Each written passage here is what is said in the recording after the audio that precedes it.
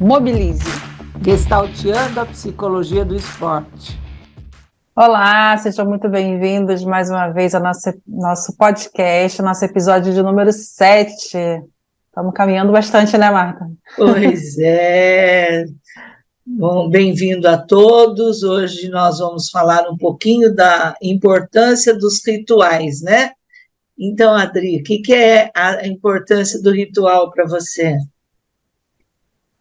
Fugindo do sentido religioso, né? Acho que quando a gente fala em ritual, talvez uma das primeiras coisas que venham à cabeça das pessoas é pensar em rituais religiosos. E não é disso que a gente está falando, não necessariamente, né? Eu penso nos pequenos rituais, em coisas que marcam etapas, né? Que marcam momentos importantes da nossa vida e que são importantes para se contemplar, para se conectar com o aqui e agora, para se conectar com as outras pessoas, para, enfim, celebrar alguma ocasião especial, uma cerimônia, né? Mesmo que não seja com pompa, mas uma cerimônia. Uma coisa que eu aprendi e que eu sempre falo para os meus clientes, né, para as pessoas, assim, o quanto que é importante fazer esses marcos, né? Por exemplo, não vou casar não, vou só juntar, vou morar com alguém. Faz alguma coisa, nem que seja sair para jantar, estourar uma garrafa de champanhe, né? Esses pequenos momentos em que você para e se conecta com o que está acontecendo, em que você se dá conta, né, do que está acontecendo. A gente teve aí recentemente a Páscoa, não sei em que momento você está ouvindo aí o nosso episódio, mas recentemente passamos na Páscoa, semana passada, e aí tem muito essa coisa do almoço em família, né, da caça aos ovos. Os rituais estão presentes em vários momentos da nossa vida, a gente às vezes nem se dá conta, né? Então, eu sempre fico aqui, quando a gente vai conversar, surgem tantas coisas na cabeça mas são vários rituais, né? Desde o nascimento, a preparação para o bebê nascer, né? Aquela família que acha que só pode montar o quarto depois do 6º mês, tem outras que vai montar no último mês, tem outras que começa desde cedo, é o casamento, seja religioso ou seja um outro formato, é a formatura, é o dia do pai, é o dia da mãe, é o dia cívico, né, que se desfila pelas ruas, que tem os rituais do dia cívico. E aí, quando a gente fala em esporte, cada modalidade tem um ritual que é muito específico dela, né? Então, são vários rituais. E, para mim, rituais nada mais são do que hábitos constituídos dentro das famílias, dentro das instituições, dentro dos clubes, dentro das modalidades, e que aquilo vira um costume, hábitos e costumes mesmo. Mas acho que existem alguns rituais que são formais, mais formais, né, e outros que são esses do dia a dia, né?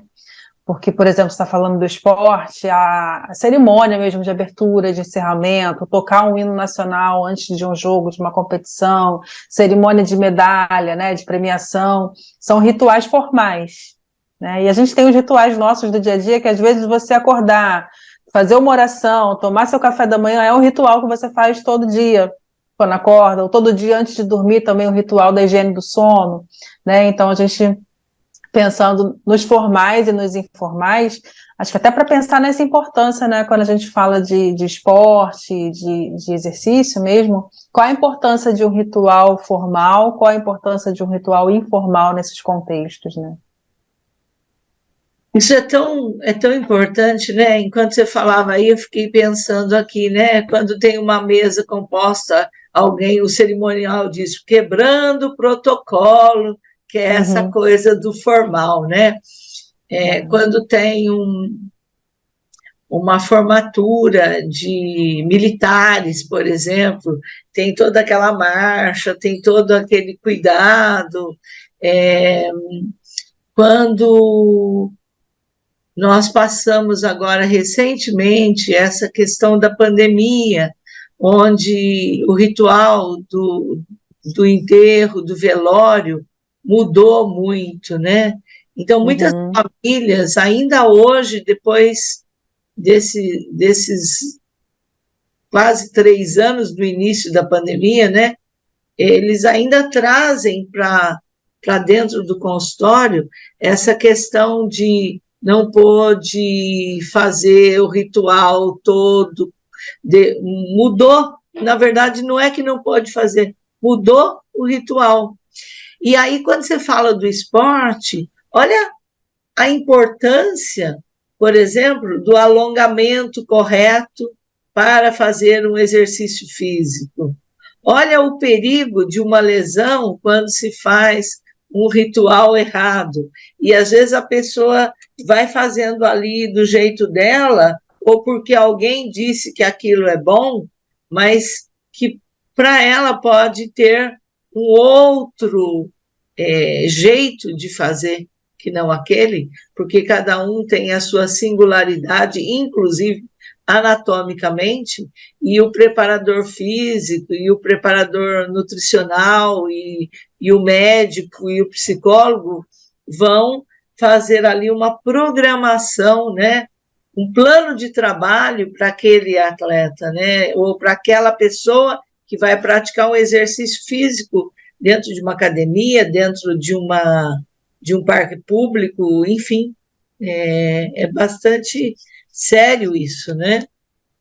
No esporte a gente costuma chamar de rotina, né? E tem atletas que não têm essa rotina, e acho que em determinadas modalidades, principalmente, essa rotina antes de um saque no tênis, no vôlei, antes de uma cobrança de pênalti, se trabalha com arbitragem, né? Antes de entrar no campo, na arbitragem, ou de alguma situação, de uma cobrança, né? Decisão de uma final em pênalti. Essas rotinas ajudam a se voltar para si, a se concentrar, né? E, ao mesmo tempo, o ritual dá essa ideia de controle e de continuidade, né? Quando eu implemento o meu ritual, é alguma coisa que eu faço, você falou dos hábitos, né? Uma coisa que eu faço com frequência, dá pelo menos uma sensação, né? De controle, de continuidade, de que aquilo, né, é algo que eu sei onde eu estou pisando. O que eu acho que a gente precisa pensar também quando isso se torna patológico, né? Porque em alguns casos esses rituais, justamente por um excesso de ansiedade, né, sai desse controle e aí vira um ritual extremado, né, transtornos mesmo, em que aquilo se torna algo que, se eu não fizer aquilo, vai acontecer alguma coisa ruim. Muito bem lembrado mesmo. Quando todo excesso esconde uma falta, eu costumo dizer, né? E Uhum. o excesso de rituais, às vezes, é tão prejudicial, na maioria das vezes, adoece a pessoa, né? Então, fica aí uma dica também para os preparadores, para os pais, para os professores e até nós, psicólogos, né? De saber flexibilizar aquilo que está sendo pedido, aquilo que está sendo olhado, aquilo que está sendo sentido, aquilo que está sendo dito e aquilo que não está sendo dito, né? De ter uma presença bastante ativa para perceber quando é que aquele ritual, de repente, está adoecendo aquela pessoa, né? Então, nós temos o perigo do excesso e o perigo da falta. Então, quando Uhum. uma rotina é bem constituída, ela nos dá bastante contorno. Há pouco eu falei da arbitragem fora do campo, que é uma coisa que a gente não percebe. Mas, por exemplo, você vai na praia, tem um ritual na praia. As pessoas vão até um determinado lugar, ocupam determinado espaço, fazem determinada coisa, porque quando aquilo não é feito, perde-se a ética, que é universal. Isso acontece dentro da igreja, isso acontece na rua, isso acontece até dentro de uma ciclovia indo e vindo. Às vezes nem tem a seta, mas tem um grupo que está indo para lá, que está vindo para cá. Outro dia, muito tempo não andava de metrô. E outro dia eu fui de metrô e eu não sabia que num determinado lugar, à minha esquerda, tinha que deixar a passagem livre para as pessoas que estavam com mais pressa. Então eu tinha que ficar à direita, na escada rolante do metrô. Então, veja, é uma questão que está ali implícita no movimento. Convenções, né? São convenções, São às vezes nem conscientes. convenções. E aí, isso acontece na rua, isso acontece dentro de um parque público, isso acontece dentro de uma casa, né? Que se a família toda come, tira o prato e põe na pia, e todos vão aprendendo. É um ritual informal, mas é um ritual. Quando todos leem, discutem, aquilo meio que fica incorporado nesses pequenos, né? A forma do técnico, do preparador físico tratar os seus atletas, eles também, quando estão longe desses atletas, desses profissionais, preparadores, eles meio que incorporam aquele jeito de falar, de agir do seu preparador. Então, vejam o quanto o exemplo arrasta, né? Então, o ritual tem uma importância que está para além, né? O hino, quantas pessoas hoje sabem cantar o hino nacional? Né? Quantas pessoas hoje sabem interpretar a letra do hino? Eu me lembro que quando eu dava aula no magistério, além de cantar o hino, a gente ainda tentava compreender o que aquela letra dizia, o que ela contava do país, né? Hoje, em todos os lugares tem esse ritual. Eu fico pensando na questão do sentido, né, quando você fala isso, porque você falou aí nem de mais nem de menos, né? Qual o sentido que esse ritual faz? A gente falou da patologia, né, de quando isso excede, que às vezes só se repete porque sempre foi assim. E acho que precisa ter um sentido ali também, poder flexibilizar quando necessário e achar essa medida, né, de ter determinadas rotinas, até porque essas rotinas, esses rituais dizem para o cérebro que algo importante está acontecendo ou vai acontecer, né? Preparam a gente para a ação, preparam a gente para algo importante, seja no ciclo de vida maior, seja naquele momento, como eu falei, do saque, seja para a aula que vai começar no dia de escola.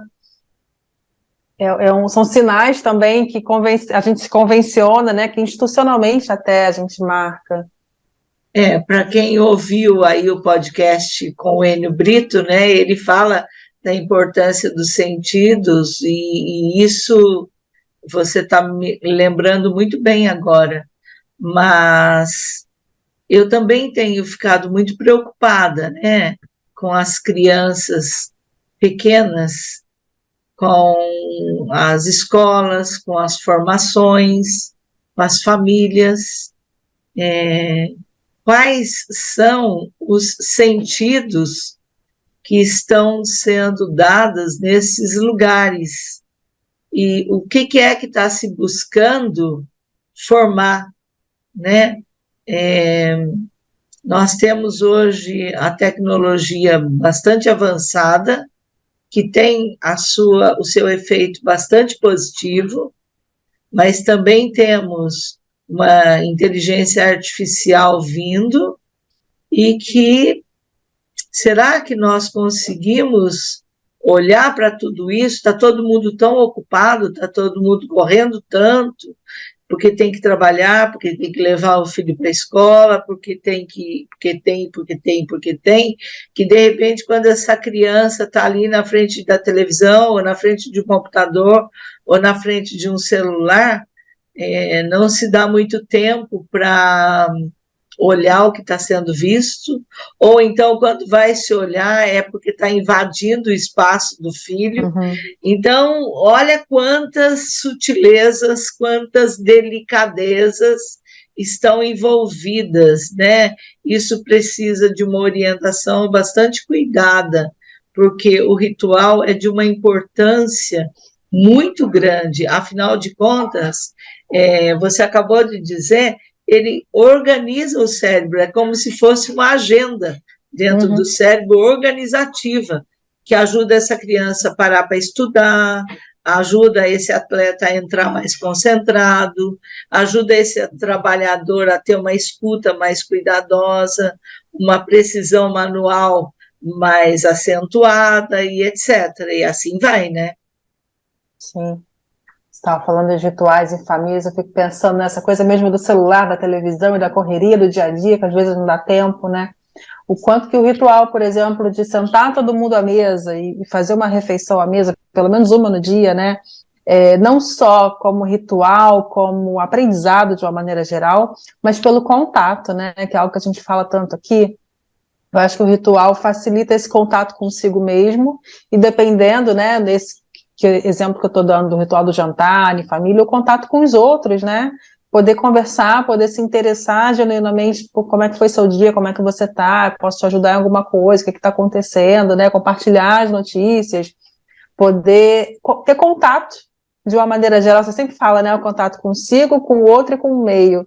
Eu acho que os rituais facilitam esse processo, né? Da gente, quando faz um ritual de uma maneira consciente, né, aquela coisa pensada, é um momento que você para, você se conecta, você respira, né, pelo menos é essa a ideia. Se você não faz os seus rituais assim, pelo menos é uma coisa que eu convido quem está vendo e ouvindo, pare para pensar quais e quantos rituais você tem no seu dia, que às vezes a gente não se dá conta. Eu falando aqui, eu estou pensando em quanta coisa que eu faço que é meio que ritual e eu não me dou conta. E quantos deles você faz conscientemente, quantos deles você não se dá conta, quantos você não dá nem importância, e o quanto que é interessante pensar, né, em dar essa importância, em olhar de uma outra forma para esses rituais, desse ponto de vista do contato, da conexão consigo, da conexão com os outros, ou com o meio, né? Às vezes um ritual que eu dei o exemplo de parar, rezar, tomar seu café da manhã e você olhar pela janela e ver a chuva caindo e ouvir um passarinho cantando, né? E prestar atenção aos estímulos também do ambiente, isso melhora muito a qualidade de vida. É óbvio que tudo isso que nós estamos dizendo é um convite a uma reflexão que não tem fim, né? Uhum. Mas você fala e eu penso aqui, com essa correria do dia a dia, quantas pessoas que não estão chegando no seu consultório dizendo que o filho não está comendo, que ele não é sociável à mesa, que ele não gosta disso, não gosta daquilo. Aí, quando você vai conversar com essa família, você descobre que essa família é tão corrida que ela vive no fast food e ela não está se dando conta que é isso que ela está apresentando como ritual na hora da alimentação. Então, essa criança vai crescer e lá na adolescência, lá na vida adulta, ela vai ter essa dificuldade. Eu me lembro que quando os meus filhos eram pequenos, eu queria, porque queria educá-los sem doces, sem frituras, tá? E aí a gente tem essa ilusão, né? Eles chegavam na escola e eles viam o coleguinha comendo na cantina e eles ficavam desesperados para o dia da semana, porque um dia na semana era um dia que nós, eu e o pai, permitíamos que eles pudessem ir comer alguma coisa da cantina. Nossa, era o dia mais feliz da vida deles, porque eles iam comer aquilo que os coleguinhas comiam, tal, tal, tal. Então, você tem o ritual da sua casa, você tem o ritual da sua escola, o ritual do clube, o ritual do lugar de treinamento, se é um esportista. E daí também tem uma outra coisa importante, né? O quanto a família está ensinando o que é ética, o que é religiosidade, o que é respeito ao outro, ou o que é aquela prática que tem que ir à missa todo domingo, que tem que ir ao culto, que tem que ir ao terreiro. Mas qual é o sentido disso? Será que essa criança e esse adolescente está compreendendo isso? Porque é muito importante esse ensinamento. Porque quando ele vai chegar lá na vida adulta dele, ele vai fazer a escolha qual caminho espiritual ele quer seguir, ou não, né? Mas é muito importante. E se a criança não tem esse ensinamento, ela vai com aquilo que a escola ensinou, com aquilo que ela aprendeu com os coleguinhas, mas dentro da própria casa, de repente, faltou. E é uma coisa que todo mundo que trabalha com criança fala, né? Criança precisa de rotina. Sim, Né? é horário de dormir. Olha quanta Uhum. criança que dorme na escola, não consegue se concentrar na hora de uma explicação, porque, de repente, não tem horário de dormir, não tem horário para comer. Uhum. Então, esses rituais são muito importantes. Os coleguinhas, né? Agora mesmo eu estava contando, eles ficam todos apavorados, porque vai ter jogos pequenininhos, porque o meião tem que estar no lugar certo, porque tem que ter uma folhinha lá na sola do pé. Para que essa folhinha? Eu perguntei para o meu afilhado, ele falou, porque é meu toque da sorte. O que é o toque da sorte? É porque quando isso não vai no meu meião, não dá sorte. Então, quer dizer, ele criou um ritual para ele. Uhum. Eu perguntei, mas você sabe por quê? Não, um dia eu fiz, deu certo. Então, que aí já se confunde com a superstição, né? pois Que no esporte é tão presente. O nosso Zagallo, com o número 13, lembra? Sim. E tem todo o ritual que é formal de novo. Por exemplo, a arbitragem chega 3 horas antes no campo para fazer a vistoria, para preparar todo. É um ritual formal. E tem aquilo que é informal, que é lá cada um com a sua oração, com o seu canto de concentração, um com música, outro com santo, outro com terço, outro com a Bíblia, e tá tudo bem, e está tudo certo. Né?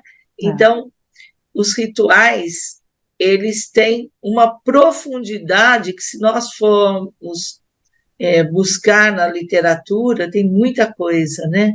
Inclusive de prosperidade. Tem pessoas que fazem rituais para prosperidade, que acaba, às vezes, até passando aí por esse lugar da superstição, né?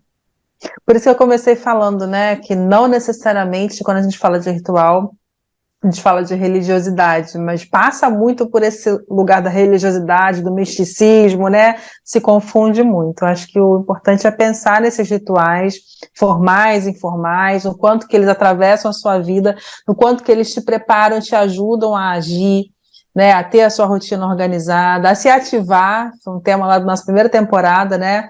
Dependendo do ritual, do que você faz, por exemplo, antes de ir para a academia, você pode se ativar, né, e fazer uma prática mais plena, né, atingir melhor o seu potencial, enfim. Acho que se dá conta de que eles existem, de que são importantes na medida, é o nosso objetivo com esse episódio, né, Marta? Sim. Então, para finalizar, porque o tempo está aqui acabando, também quero que você, Adri, pense em alguma coisa, mas eu quero deixar a importância dos rituais também para o autocuidado, que é a boa hidratação, que é bom horário de sono, que é buscar uma boa alimentação, um bom exercício físico, um bom momento para relaxar, um bom momento para, de repente, estar próximo de pessoas que você gosta, né? Eu quero chamar a atenção os bons filmes, as boas leituras, as boas músicas, as boas práticas esportivas que vão levar para a sua melhor performance. Gostaria muito de te convidar a pensar nesses rituais. E a fazê-los com consciência. Sim. Que eu acho que se eu pudesse eleger aqui o principal benefício do ritual, eu falaria que é isso que eu falei do contato, né? Dessa conexão com você mesmo, com o outro, com o ambiente, por esses momentos aí que a gente faz. Por isso que o atleta a gente incentiva tanto, né? Não só o ritual lá, como eu disse, do saque, do pênalti, mas do sono, da higiene do sono, da alimentação. Sim. É isso. Então, fechamos mais um. Mais um para conta. E na próxima semana teremos outro. Um abraço a todos. Até mais. Tchau.